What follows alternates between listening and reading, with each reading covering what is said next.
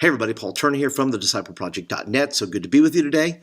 I hope that you're enjoying the series that I'm doing here, which is Real Youth Pastors Don't Starve. And it's based on the book by Jeff Goins called Real Artists Don't Starve. And that is my case to be made that I'm trying to make to you, that you are more than just some guy or some girl that comes into the office and pushes papers and makes phone calls and sends emails and deals with parents and all that, that you are in fact far more creative than you believe yourself to be, and that you ought to start thinking of yourself as an artist rather than just a drone worker trying to get things done, because God, the great creative, has made you and I creative. That's why we want to be in churches that are creative. That's why we want to share with young people, because we want to use those creative juices the way Jesus did, through stories, through illustrations, and all those things. And we do that through games, through messages, through altar times, all these kind of things. Here's where some of that comes to a screeching halt, though, is when we get into the mindset of listening to the inner narrative of our mind that says we're going to lock ourselves in the bunker, right? Whether that be your office or wherever it may be, and says we start getting the mentality that it's just us and God against everybody else, against our church, against the board, against even our own youth group. Some of us have been at war with our youth groups before. Says, I am going to execute these things and do these things. And then we just start listening to that inner voice inside our head that gets us separated from the very things that could actually infuse life into our youth ministries. Before I get any further, if you're interested in the book by Jeff Goins, Real Artists Don't Starve, there's a link down in the description below.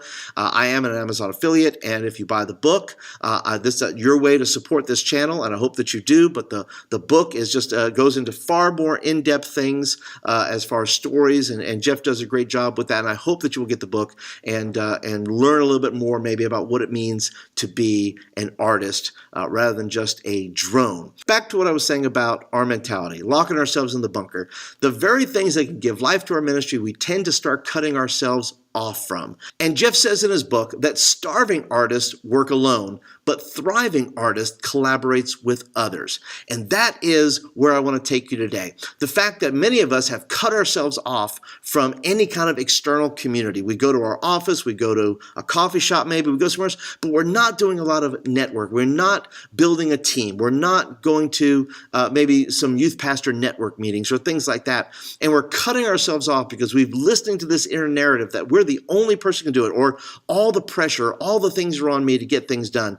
And we start feeling that way. And I'm trying to say, listen, guys, we don't have to do that. That the very thing that will infuse life into our ministry is just a phone call, an email, a comment, a way that can infuse life into your ministry, because ultimately it's not just me and it's not just you, it's us doing the ministry together in the most creative way we can do it. Because we're artists, we artists can work together. Let me give you a story that Jeff uses in his book. It's about C.S. Lewis. And the thing that he said about C.S. Lewis is, he says, no one ever influenced Tolkien, that's J.R.R. Tolkien, and he says you might as well try to influence a Bandersnatch. And a Bandersnatch is a mythical creature that appears in Through the Looking Glass. It is an irritable monster, not a creature you'd like to tangle with, and certainly not one you could easily influence. But nothing could be further from the truth, because both J.R.R. Tolkien and C.S. Lewis wound up going to the same pub for 17 years with about 17 other people, and they dubbed themselves the Inklings, where they would share ideas with one another over time.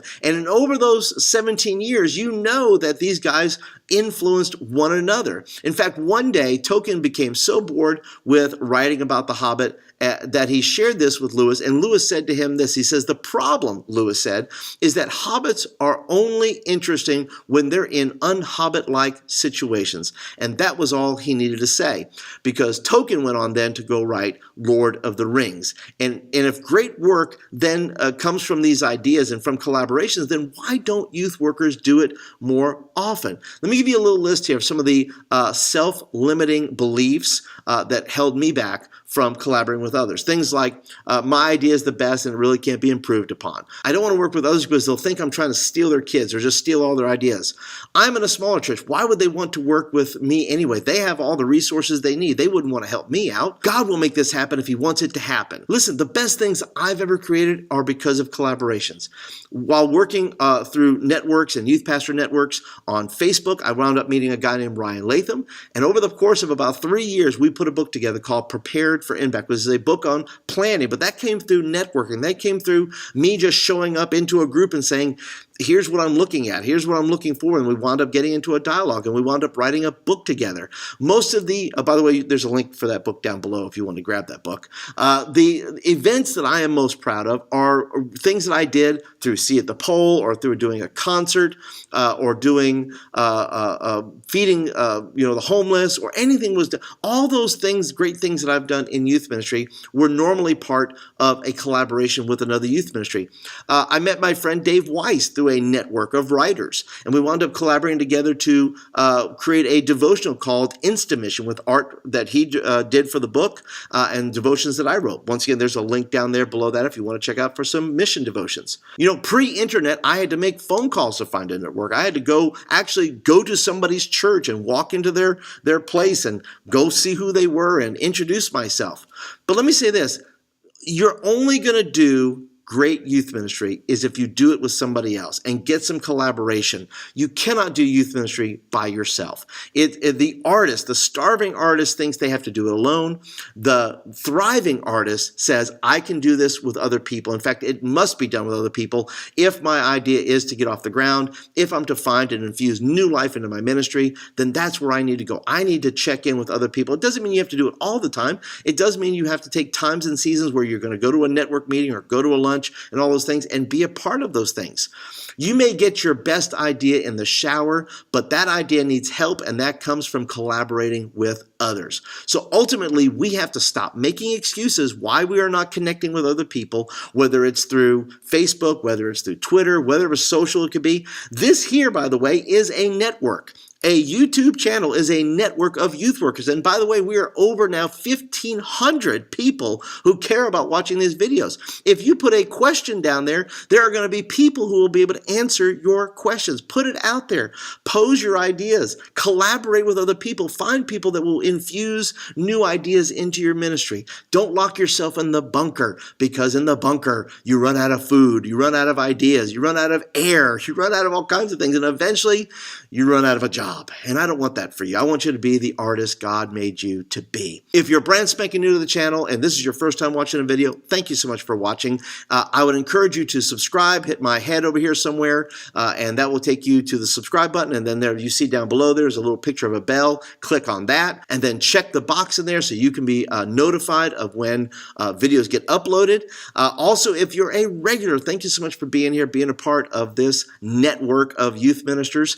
Be sure to hit the thumbs up button. That's when you like the video and you want more of them.